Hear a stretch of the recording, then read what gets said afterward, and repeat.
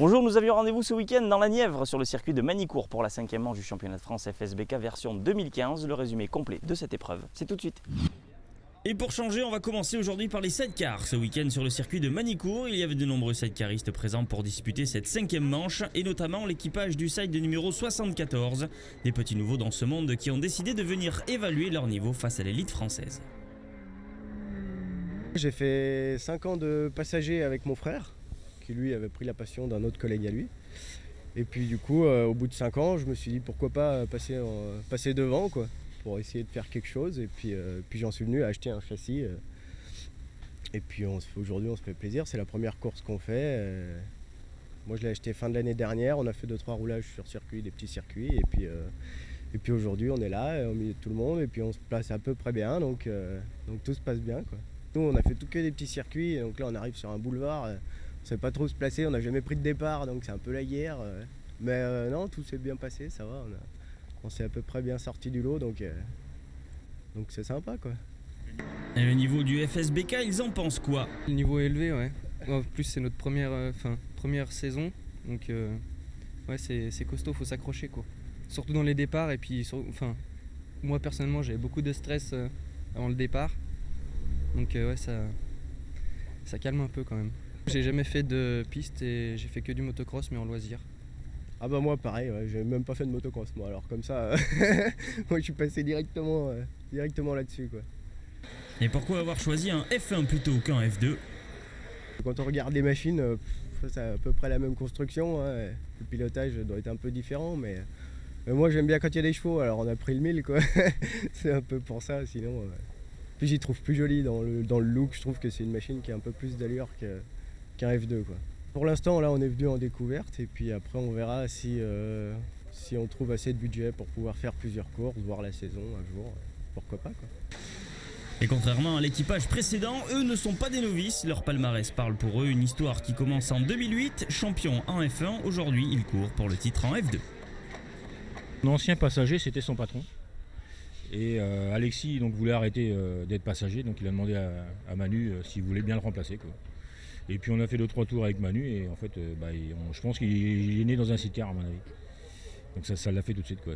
Et la première année, enfin on a fait 2 courses sur Spa en 2008. On avait fini 2 et premier d'ailleurs, donc c'était très bien. C'était la première fois qu'il roulait avec moi, donc ça le mettait tout de suite dans l'ambiance, quoi. Mon patron était un copain à la base et malheureusement son frère a eu un accident sur la route.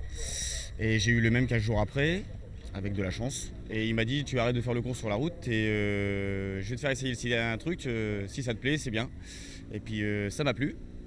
Et puis au jour d'aujourd'hui, on est arrivé jusque là, quoi. Et justement, ce niveau leur a permis encore une fois de participer au TT cette année. Le bilan de cette nouvelle expérience irlandaise. C'était un TT qui était intéressant parce qu'on a progressé, on a pratiquement roulé 1 minute plus vite que l'année dernière. Donc c'était bien, quoi. On a descendu en dessous de 22, c'était un petit peu l'objectif de l'année dernière déjà, donc là cette année on y est arrivé. Et non, c'était bien et sans avoir l'impression de s'être forcé, quoi. Donc faut laisser faire le temps au temps. L'objectif du TT étant atteint cette année en FSBK, ils visent le titre forcément. Tout est encore jouable, donc faut aller jusqu'au bout. Et puis on remercie d'ailleurs la famille Leblond qui nous ont prêté le moteur pour la course d'hier, ce qu'on a cassé hier matin. Donc merci à eux de nous avoir prêté le moteur. Et puis voilà, l'objectif c'est d'aller chercher le titre. On a eu un titre en F1, on voudrait bien en avoir un en F2, ça serait bien. Pour le palmarès, c'est sympa.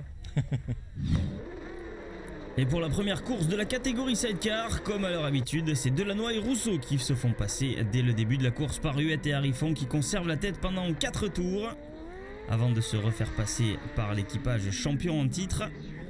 Et Delannoy et Rousseau vont ensuite enchaîner 3 meilleurs tours en course d'affilée pour se créer un avantage de 4 secondes sur Huet et Harifon. Dans le 9e tour, le drapeau rouge est annoncé, la course ne repartira pas, Delannoy et Rousseau s'imposent pour la 8e fois cette saison devant Huet et Harifon et Moreau Gadet. En catégorie F2, malgré un très bon départ, Guignard et Pou commettent une faute dans le 6e tour et laissent ainsi passer l'équipage 103 et 172 qui étaient en embuscade. Un tour plus tard, Barbier d'Obroise trouve la faille sur Leblond-Farnier pour s'emparer de la tête et alors qu'ils avaient refait la jonction, Guignard et Pou termineront 3e puisque le drapeau rouge est présenté derrière Leblond-Farnier et Barbier d'Obroise.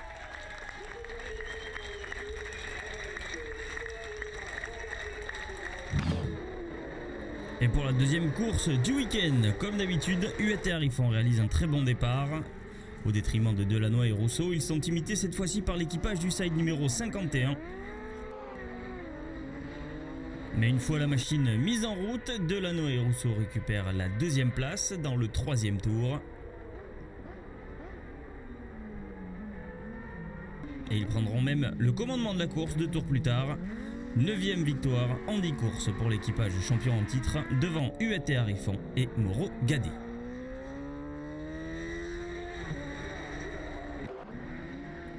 En F2 le dimanche, malgré un superbe départ et plusieurs secondes d'avance, Guignard et Pou voient leur avantage fondre comme neige au soleil après avoir rencontré 2 problèmes, un souci de frein et un d'embrayage, viennent gâcher leur fin de course. Dans le 5e tour, l'équipage Leblon-Farnier en profite pour passer en tête de la catégorie. Ils sont imités dans le 9e tour par Causé-le-Lubez. L'équipage du side numéro 135 parviendra quand même à se terminer sur le podium F2. Victoire des filles, Leblon-Farnier devant Causé-le-Lubez et Guignard et Pou.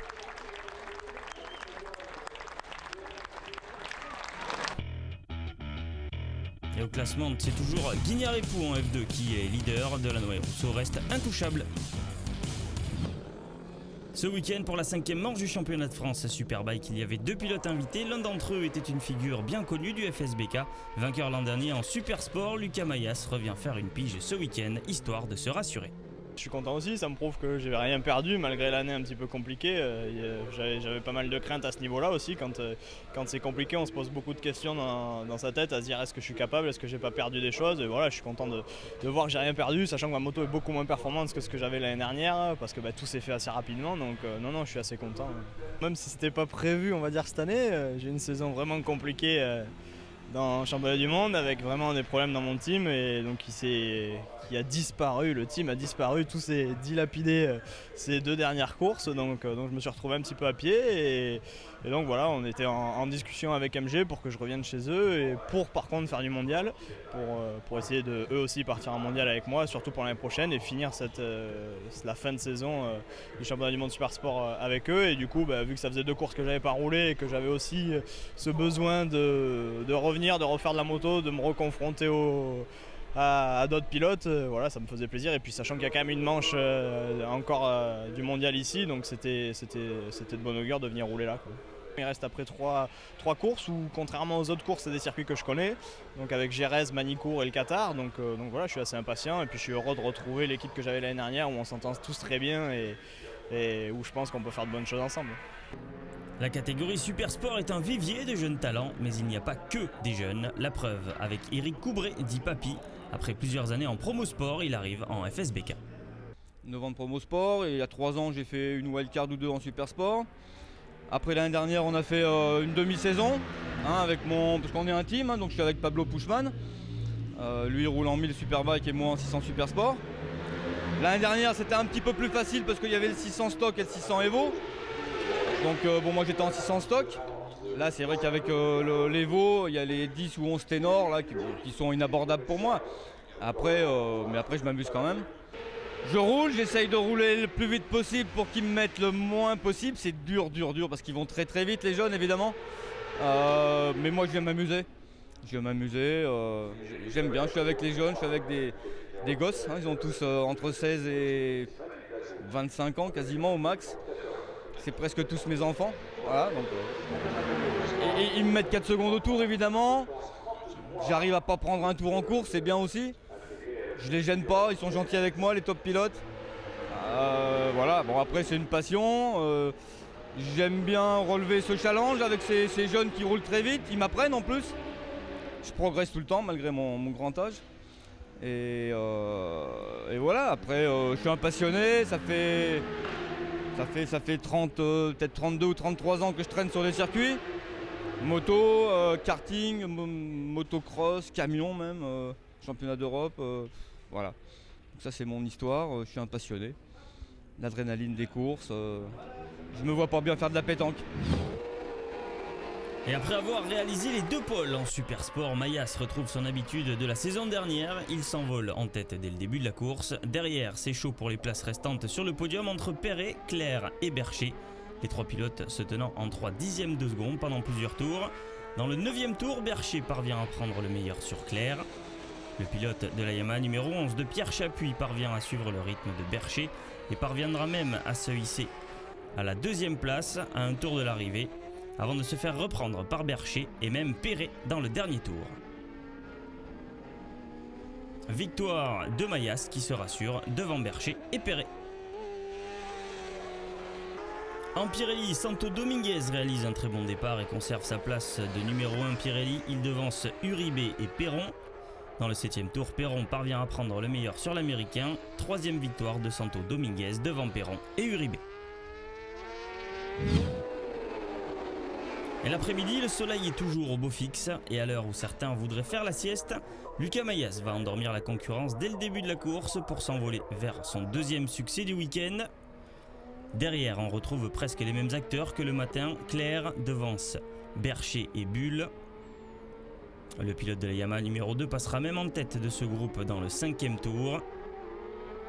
Malheureusement, il va tirer trop large au virage du lycée, laissant ainsi passer Bercher et Claire. Et après une belle bagarre en fin de course, Claire monte sur la 2e marche du podium devant Bercher. Et en Pirelli, c'est Yvan Ladzik qui s'est imposé devant Martin Renaudin et Hugo Casadessus qui a pris le meilleur sur son coéquipier Jason Uribe. Et au classement provisoire, Louis Bull est toujours en tête, mais derrière lui, c'est très serré. Les 5 premiers se tiennent en moins de 16 points.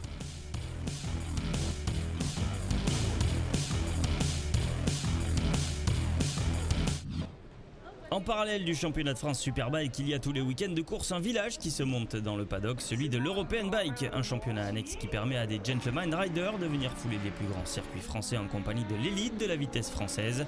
Aux manettes, Thierry Capella, il nous explique pourquoi il a créé ce championnat.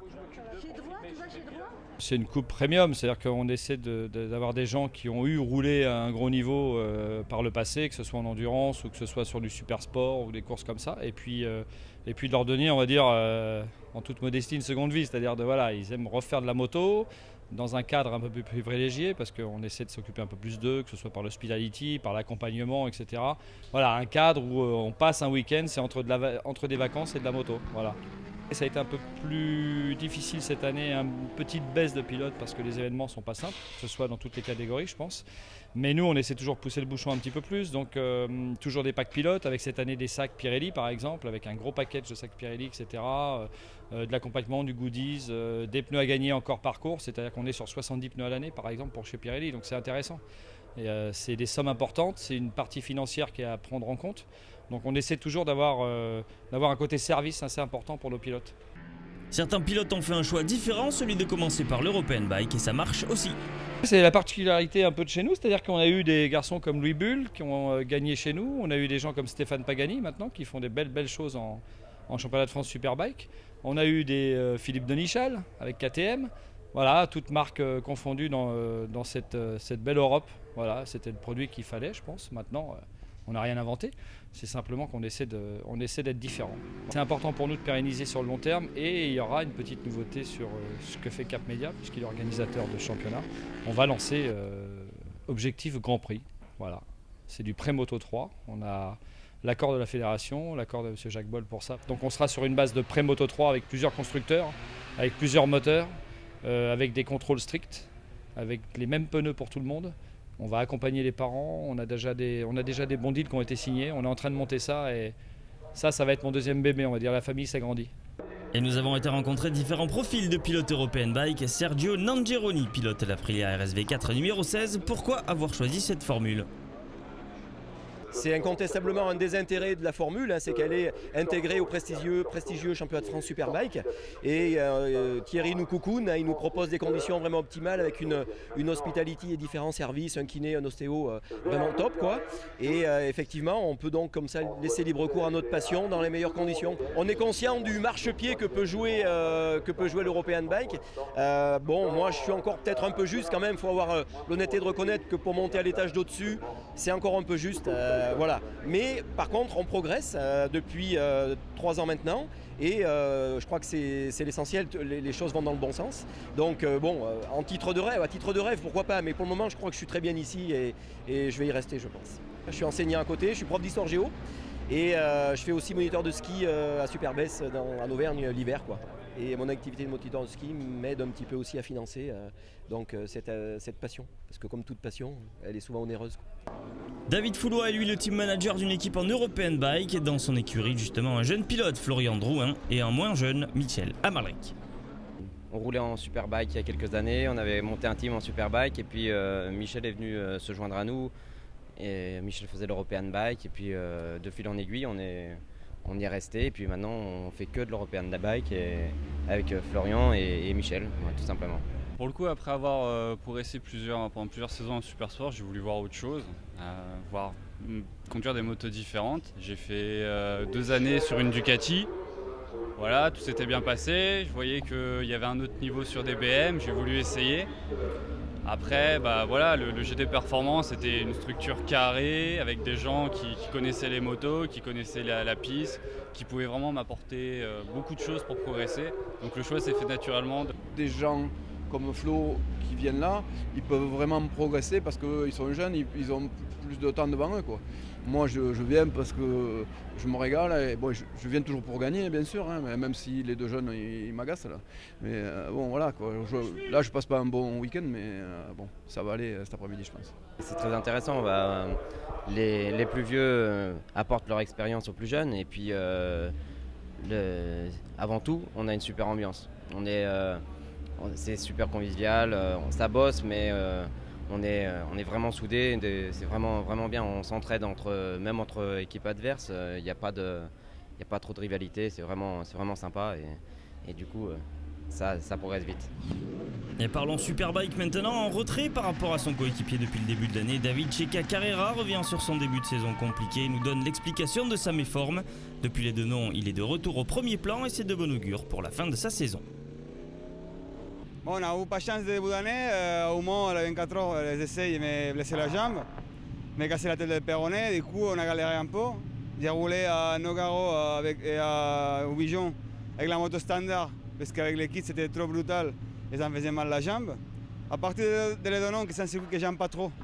C'est pas que j'aime pas trop, c'est que c'est un circuit français et je connais pas trop, du coup c'était compliqué, je ne m'attendais pas à être sur le podium. Surtout la première course, j'ai failli la gagner et pour moi c'était sympa, je m'ai bien amusé. Et ici, bon, c'est un circuit que je connais beaucoup. La moto, comme tu dis, ça marche de mieux en mieux. Même moi, j'ai commencé à prendre la confiance après une blessure. Ça motive aussi pour Suzuka, la victoire de Suzuka, qu'on n'est pas loin de ça. Et ça me donne aussi de la patate pour aller là-bas. Du coup, je suis content. Ça me fait du bien la vitesse. Ce que ça me manque beaucoup, c'est partir et essayer de faire un chrono. Et ça c'est bien pour l'endurance aussi. Moi je suis un pilote qui à force de faire l'endurance, je prends mon temps, ça va aller, la nuit, j'ai oublié de la nuit, c'est super apaisé, que des fois il faut y aller. Et c'est pour ça que c'est bien de faire la vitesse. Je ne sais pas si ça fatigue plus ou moins, moi en tout cas, à moi, pour mon pilotage, pour apprendre plus de choses, pour progresser comme pilote, ça me fait du bien. Et 2 anciens pensionnaires du FSBK étaient de retour ce week-end pour faire une pige. Il y avait Olivier Four qui maintenant a d'autres priorités et qui préfère rouler pour le plaisir. Je les ai tous connus en tant que coéquipier et en tant qu'adversaire, donc c'est toujours ça fait toujours plaisir de les revoir et voir qu'ils continuent leur chemin. Après moi j'ai pris des horizons différents aujourd'hui avec d'autres priorités. Mais bon, ça fait du bien de renforcer un peu la moto. La moto m'a permis de pas mal avancer sportivement parlant et de décrocher pas mal de titres en vitesse et pas mal de belles victoires en endurance. Mais bon, aujourd'hui ça fait partie on va dire que ça fait partie de l'histoire, mais c'est pour moi des acquis qui font que professionnellement parlant, aujourd'hui c'est plus dans ce milieu-là que je veux évoluer et que je vois l'avenir. Avec Prassing, je fais quand même pas mal de journées de roulage aussi. Donc j'ai toujours ce milieu-là, mais plus dans l'aspect loisir avec des gens qui viennent de la route et qui sont plus de vrais passionnés de la moto sur circuit que de la compétition en elle-même. Donc c'est d'autres façons de voir les choses aussi. Il y avait aussi Axel Morin qui lui est vraiment venu pour la compétition. Il est parti cette saison rouler en Espagne, mais selon lui le niveau français n'a rien à envier à nos voisins ibériques. Actuellement, j'évolue en championnat d'Europe FIM CEV, où ça se passe plutôt bien pour moi, puisque j'occupe actuellement la première place du classement provisoire en catégorie privée. et la 5e place du général. Donc c'est une très bonne saison qui s'entame sur le championnat d'Europe. Maintenant ici je suis venu faire une pige en association avec Up Racing et avec le soutien de Michelin, puisqu'en CEV je roule avec les pneumatiques Michelin Ultimate et le but c'était un petit peu de voir ce qui était possible de faire en championnat de France avec cette même gamme de pneus. Je me retrouve à peu près avec le même écart de chrono entre la pole position en Espagne et ici. Donc je pense que le niveau est similaire. En Espagne il y a moins de pilotes, on est actuellement 25 pilotes engagés. Ici il y en a 40. Généralement je suis qualifié 6, 7, 8e en championnat de CEV. Ici 11, 12. Voilà, donc grosso modo c'est à peu près le même niveau. Donc je pense que cette année il y a un très bon niveau en championnat de France et c'est intéressant de savoir l'exploiter. Pour la première course en Superbike du week-end, malgré un bon départ, Gimbert se fait passer dès le premier tour par Christopher Bergman, un pilote du mondial Superstock invité ce week-end. Dans le 6e tour, le blanc passe Gimbert au freinage d'Adélaïde. Et même si ça roule très vite devant, le danger vient de derrière, puisque dans le 8e tour, Tcheka hausse le rythme et passe Gimbert pour la 3e place. 4 tours plus tard, il prend même la mesure de Grégory Leblanc pour s'emparer de la 2e place. David Tcheka qui revient en forme, mais ce sera une victoire de Bergman devant Tcheka et Leblanc. En stock, Kenny Forêt conserve son dealership en finissant au pied du podium scratch. Pour les 2 places restantes, on a assisté à un duel entre coéquipiers du team Suzuki LMS et c'est Romain Maître qui termine 2e devant son coéquipier Baptiste Guittet. Et pour la dernière course du week-end, malgré un bon départ encore une fois de Grégory Leblanc et de Seb Gimbert, c'est le pilote suédois Christopher Bergman qui boucle le premier tour de course en tête devant Gimbert et Leblanc. Et le pilote de la Honda numéro 7 se fera passer successivement par Leblanc puis par Tcheka. Dans le 5e tour, démonstration de Bergman ce week-end devant Leblanc qui marque de gros points et conforte sa place au classement provisoire. David Tcheka revient en forme, lui qui avait roulé blessé depuis le début de la saison. En stock, Forêt domine encore son sujet. En terminant 4e au scratch, il devance Julien Millet et Baptiste Guittet qui cette fois-ci prend le meilleur sur mètre dans le dernier tour. Grâce à ses belles places, Grégory Leblanc caracole toujours en tête avec 194 points. Ça se resserre derrière entre les coéquipiers du GMT 94 pour la 2e et 3e place. Et voilà, c'est terminé pour cette 5e manche du championnat de France FSBK version 2015. Nous quittons la Nièvre. Rendez-vous dans 2 mois sur le circuit Carole pour la 6e manche. D'ici là, bonnes vacances. Ciao.